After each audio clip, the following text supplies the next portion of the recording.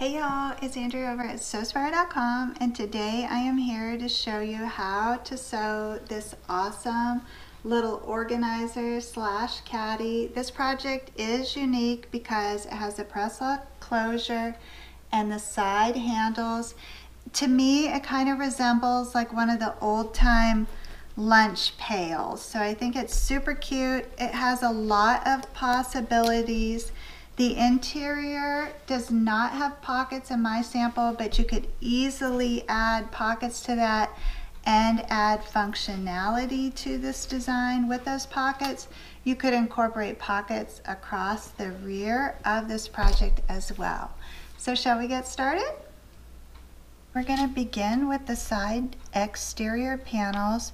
I'm using an Essex linen for this, and all of the exterior panels are backed with Pellon 809. You could use any other interfacing of choice. You just want to give that exterior a little bit of stability. These side panels measure 6 inches across by 8 inches tall, and each of those will have a handle which is crafted from a piece of material that's 4 inches wide by 8 inches long. You fold that in half, press, open that up and bring those raw edges inward to meet on that center press line, and fold that over, and then stitch down both edges to create 2 straps. And position your straps 3 inches from the top of each side panel, and you're going to just bring that in because there is going to be a loop there for you to slip your hand in. So you're aligning those outer edges 3 inches down from the top of each side panel.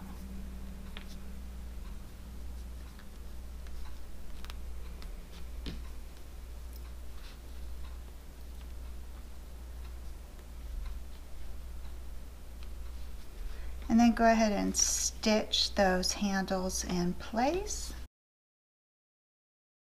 And then you can see you'll be able to put your hand in there and actually use the handle. So now we want to take our rear exterior panel, which is 8 by 14, and position those side panels to the right and to the left, and you're just going to align the edges, right sides facing, and then using 5/8 of an inch seam allowance, stitch down either side. Attach the side panels. I'm going to go ahead and trim off that excess to the right of that stitch line.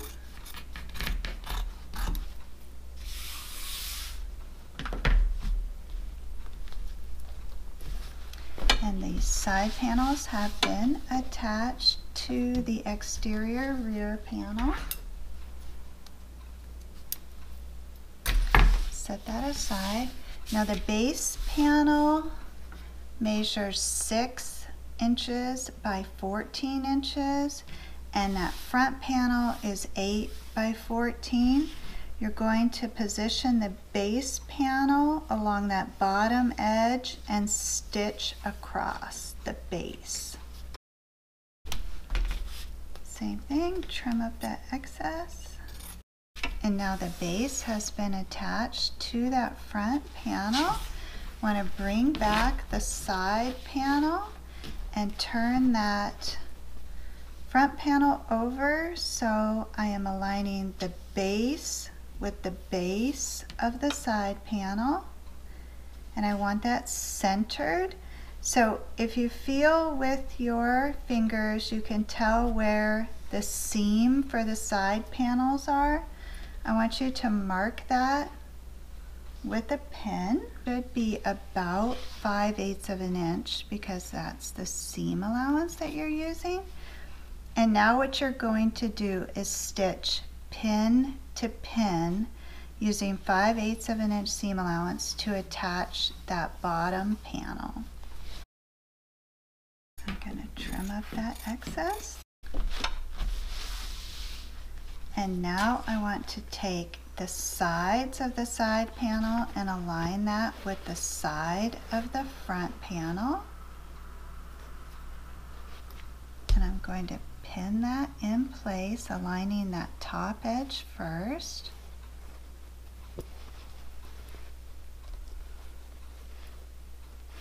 I want to repeat the same process on the other side.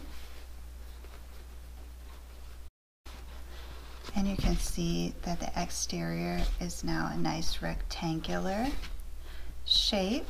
So we're going to stitch from the top down to that bottom stitch line, which you can see. So you're just going to stop as soon as you get to that stitch line using the same 5/8 of an inch. Sew up the other side, trim away that excess, and then just reach inside and align the base of the side with the side of the base and stitch seam to seam. Repeat that process for the other end. Then trim away that excess. Turn that exterior right side out. Okay, and if you want, this is a great time to press that and get any of those wrinkles out. Then you're going to take that top edge and fold that over a 1/2 inch, and it should press very nice for you because of the pellon, but if you like, you can iron that. That top edge folded over a 1/2 inch and pressed. The interior is crafted from quilt weight cotton fabric. I did not use any pellon on this. You're welcome to if you want a stiffer organizer. And that top edge is folded over a little more than an inch and pressed. And then that interior fits right inside of that exterior. Begin by aligning those side seams and work your way all the way around, pinning both layers together.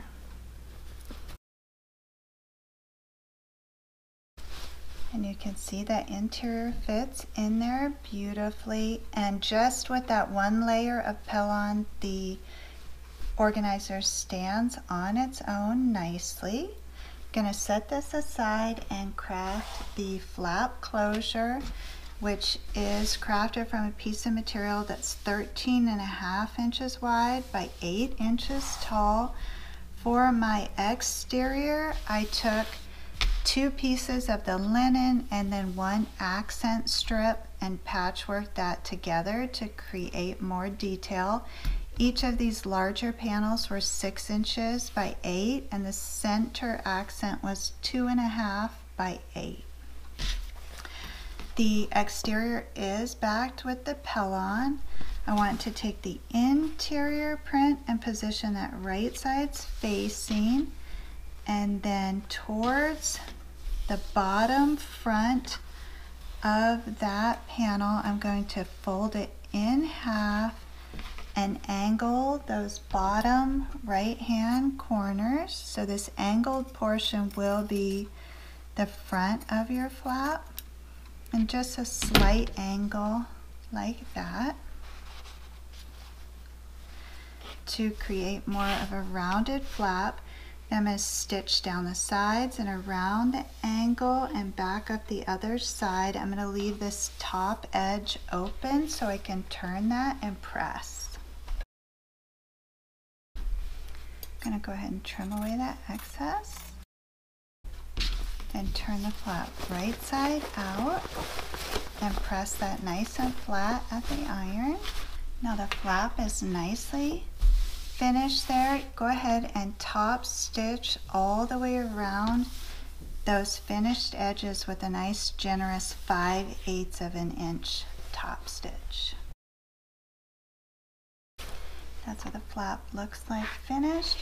You can use hook and loop tape as a closure, or you can use your choice of attached closures. I'm going to use a press lock for this one, which I bought at the Hobby Lobby.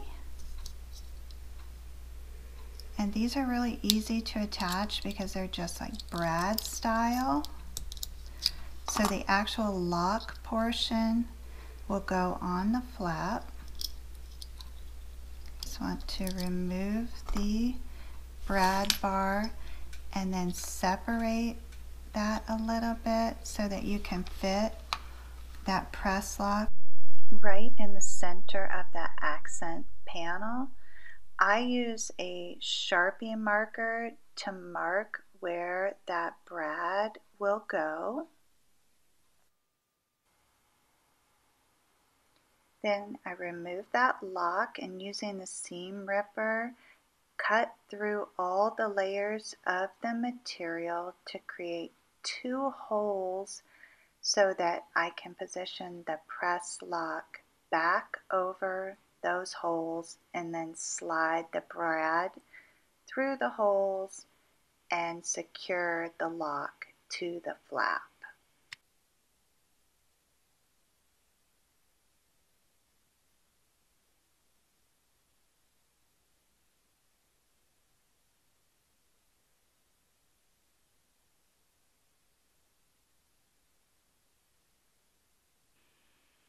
Then go ahead and set the flap aside and bring back over the organizer. Remove the pins from the front of the organizer so that you can install the back portion of the press lock. The shorter end of that will go towards the top, and that's where the lock fits into.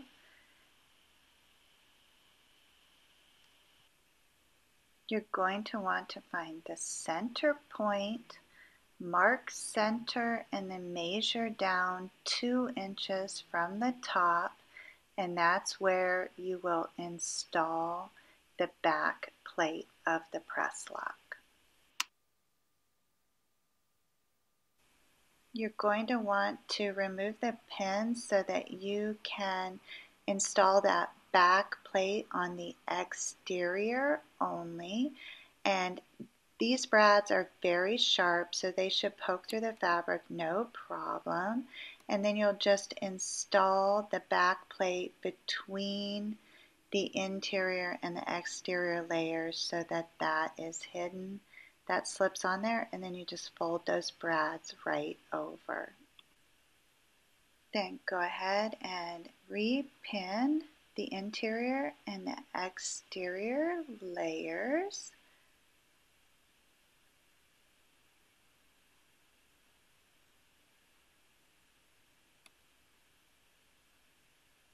And then bring your flap back over, lock that in place, turn the project around to the back side, and then slip the raw edge of that flap in between the exterior and interior layers.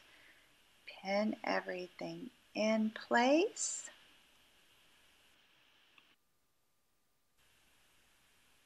And then if you're happy with how everything looks and your press lock functions accordingly and you have the right amount of distance on the flap, the last thing you need to do is unhook the flap and position the organizer on top of the sewing machine so that you can stitch all the way around the perimeter and secure all the layers together.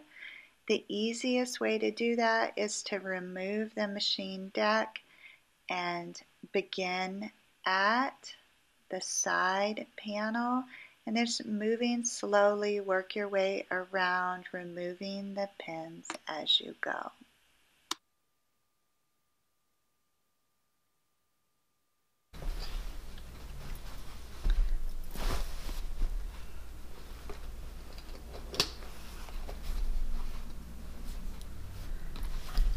right, y'all, the project is complete. I'm not sure what to call this besides an organizer slash caddy multi-purpose fun thing, but I love the finished look of this. I think this would be so stylish on a bookcase, bedside table, on the bathroom counter. There are lots of possibilities, and I'm very excited to see what you come up with. I want to thank our patrons for sponsoring this video. If you're interested in learning more about that, I'll put a link in the notes for you, as well as links to my PDF tutorials and some of my favorite holiday projects, since you are probably knee-deep in holiday sewing. I will be back next week with another inspired project. Until then, as always, please know the creative genius in me will be celebrating the creative genius in you. Have a beautiful week, everyone.